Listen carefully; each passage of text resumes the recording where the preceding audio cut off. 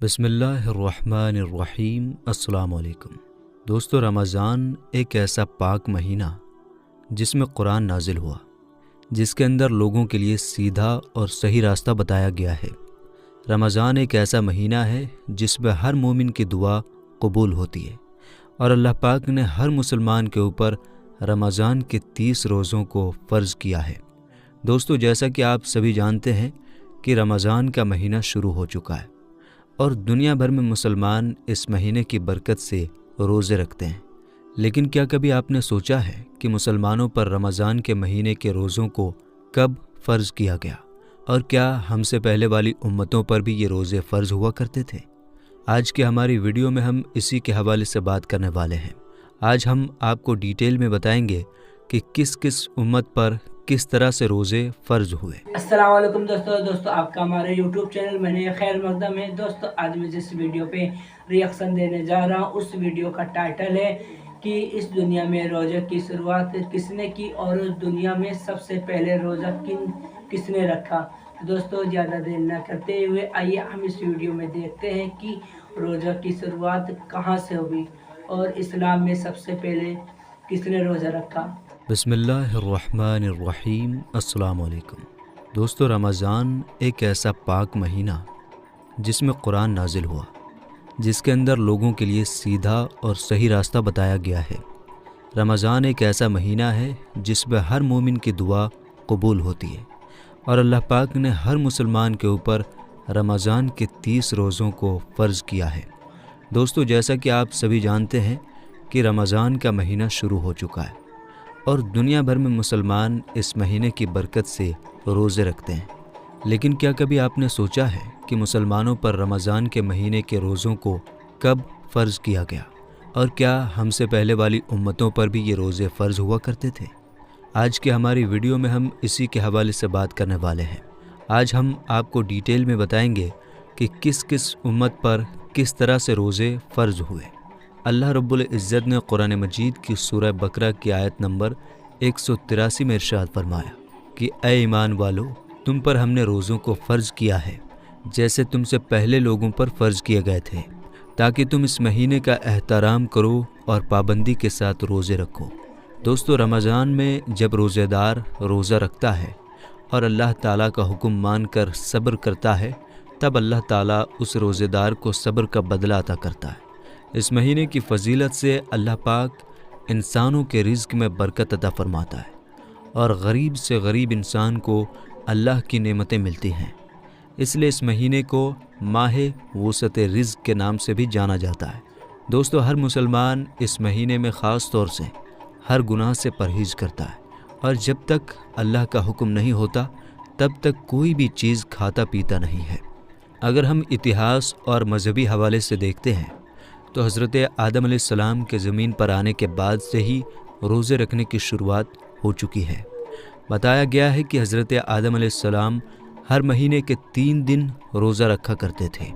साथ ही ये भी कहा जाता है कि हज़रत आदम अलैहिस्सलाम इन रोज़ों को जन्नत से ज़मीन पर आने के बाद तौबा के लिए रखा करते थे। इस तरह पूरे साल में हज़रत आदम अलैहिस्सलाम 36 दिन रोज़ा रखते थे। दोस्तों, हज़रत आदम अलैहिस्सलाम के ज़माने में हर महीने की चाँद की 13, 14 और 15वीं तारीख़ को रोज़े रखे जाते थे। ये वो तारीख़ है जब चाँद पूरा मुकम्मल और रोशन होता था, जिसे आप और हम 14वीं का चाँद भी कहते हैं। इसके बाद जब हज़रत नूह अलैहिस्सलाम का ज़माना आया तो उन्होंने भी हज़रत आदम अलैहिस्सलाम के ज़माने की तरह महीने में 3 रोज़े रखे, वो भी इन्हीं 3 तारीख़ों पर।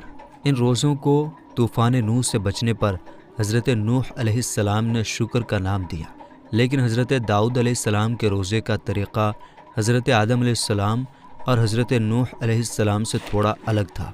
चुनांचे हुज़ूर अक़दस सल्लल्लाहु ताला अलैहि वसल्लम के फ़रमान के मुताबिक वो एक दिन रोज़ा रखते थे और एक दिन इफ़्तार करते थे, यानी कि पूरे साल में आधा साल रोज़ा रखते थे।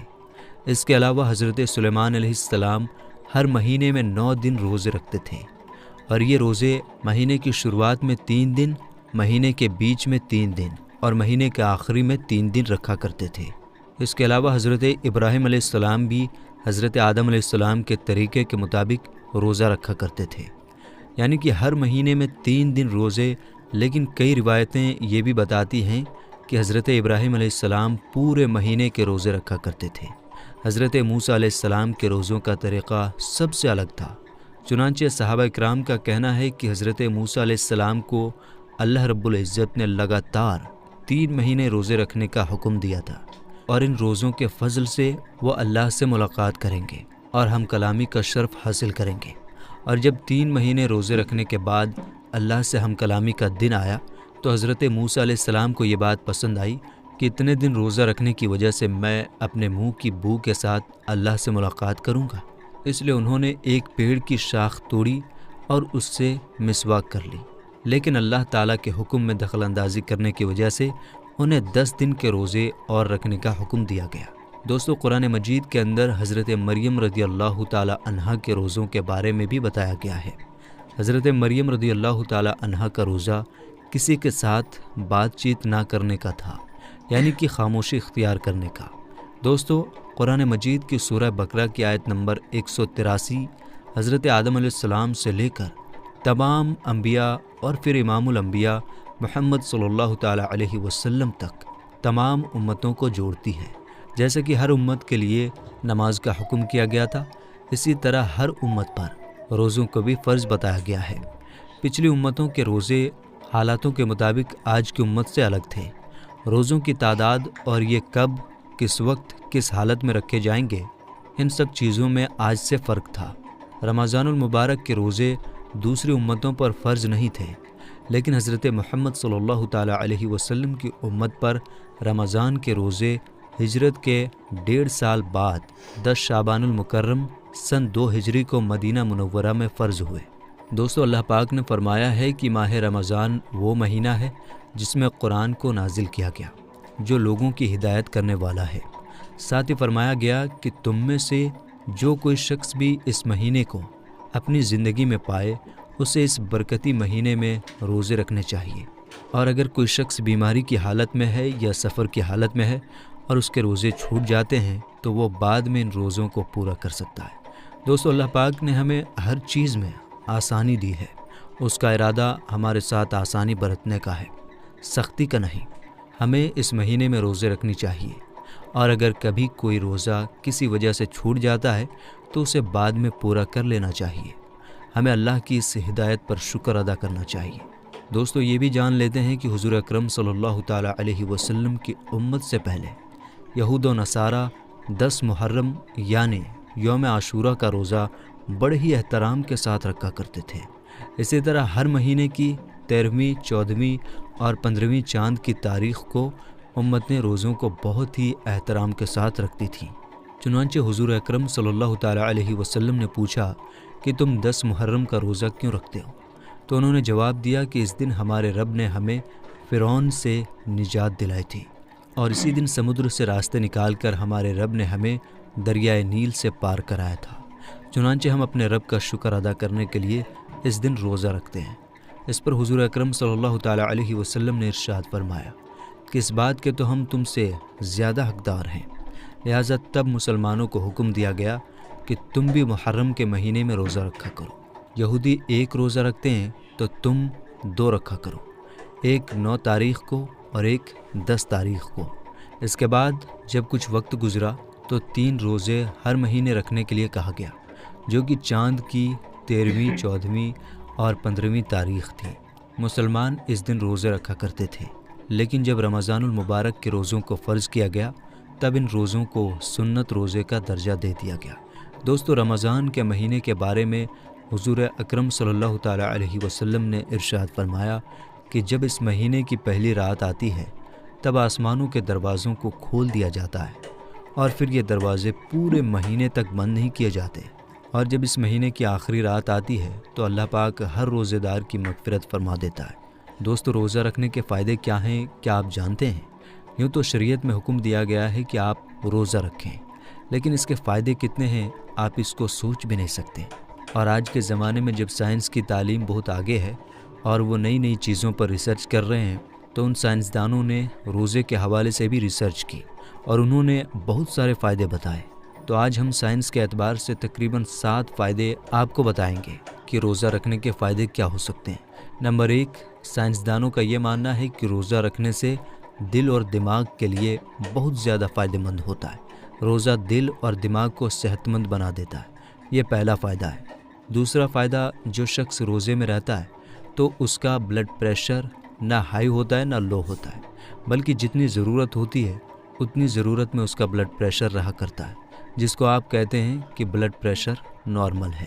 یہی تو وجہ ہے کہ آپ دیکھیں کہ بہت سارے ایسے لوگ جو 11 مہینے لگاتار بلڈ پریشر بی پی سے پریشان رہتے ہیں، لیکن رمضان المبارک کے مہینے میں وہ روزہ رکھتے ہیں تو اللہ کے فضل و کرم سے ان کو کوئی تکلیف نہیں ہوتی ہے۔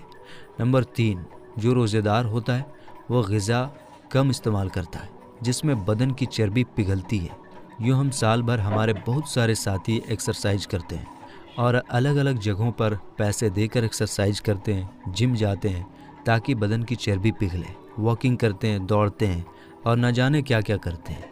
لیکن رمضان المبارک میں جب ہم روزے سے ہوتے ہیں تو خود بخود ہمارے جسم سے یہ کام شروع ہو جاتا ہے کہ چربی پگھلنے لگتی ہے، اور انسان کے جسم میں جو بلا ضرورت موٹاپا آ گیا ہے وہ دھیرے دھیرے ختم ہونا شروع ہو جاتا ہے۔ نمبر 4، روزہ رکھنے والے کے پٹھوں میں مضبوطی ہوتی ہے، یعنی اس کے پٹھوں میں طاقت پیدا ہو جاتی ہے، اور کسی بھی اعتبار سے اس کا پٹھا کمزور نہیں ہوتا بلکہ مضبوط ہو جایا کرتا ہے۔ اس لیے حضور پاک صلی اللہ تعالیٰ علیہ وآلہ وسلم نے فرمایا کہ روزہ رکھا کرو، صحت مند ہو جاؤ گے۔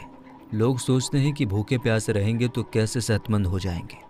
روزہ رکھ کر دیکھیے کہ جسم کے اندر کتنے بدلاؤ آ جاتے ہیں، ایسے ایسے بدلاؤ کہ جن بدلاؤں کے لیے ہم سال بھر پیسہ خرچ کرتے ہیں، پھر بھی صحیح طریقے سے وہ بدلاؤ ہمارے جسم میں نہیں آ پاتا۔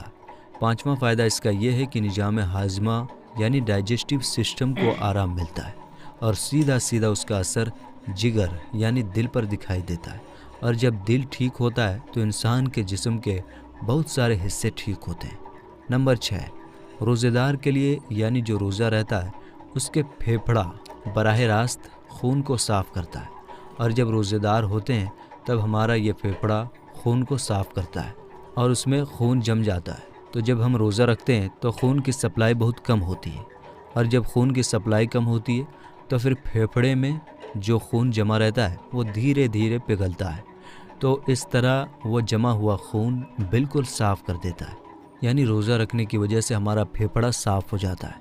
نمبر 7، خون میں غذائی مادہ کم ہو جاتے ہیں۔ جب ہم روزہ رکھتے ہیں تو خون میں غذائی مادہ کم ہو جاتے ہیں، تو پھر ایسی صورت میں ہوتا کیا ہے کہ ہمارے جسم میں جو ہڈیاں ہوتی ہیں، ہڈیوں کے اندر جو گودا پیدا ہو جاتا ہے تو وہ گودا خود بخود حرکت کرنے لگتا ہے، اور جب گودا حرکت میں آ جاتا ہے تو انسان کے جسم کو طاقت ملتی ہے، انسان کے جسم کو قوت ملتی ہے، اور انسان کی ہڈیوں کو مضبوطی ملتی ہے۔ اس طرح جب انسان کی ہڈیاں مضبوط ہوتی ہیں تو اس کا پورا جسم مضبوط ہو جایا کرتا ہے۔ اس کے علاوہ سائنسدانوں نے بہت سارے فائدے بتائے ہیں، تقریباً ہم نے 7 فائدے آپ کو بتا دیے۔ اللہ تعالیٰ سے دعا ہے کہ وہ ہمیں رمضان کے مہینے میں زیادہ سے زیادہ عبادت کرنے اور روزے رکھنے کی توفیق عطا فرمائے، اور ہمیں برائیوں سے دور رکھے اور ہمارے سبھی گناہوں کو معاف فرمائے، اور اللہ پاک ہمیں کہنے اور سننے سے زیادہ عمل کرنے کی توفیق عطا فرمائے۔ آمین ثم آمین۔ تو دوستو، اگر آپ کو یہ ویڈیو پسند آئی ہو تو ہمارے چینل کو لائک کریں، سبسکرائب کریں اور ہمیں کمنٹ میں ضرور بتائیں کہ آپ کو یہ ویڈیو کیسی لگی۔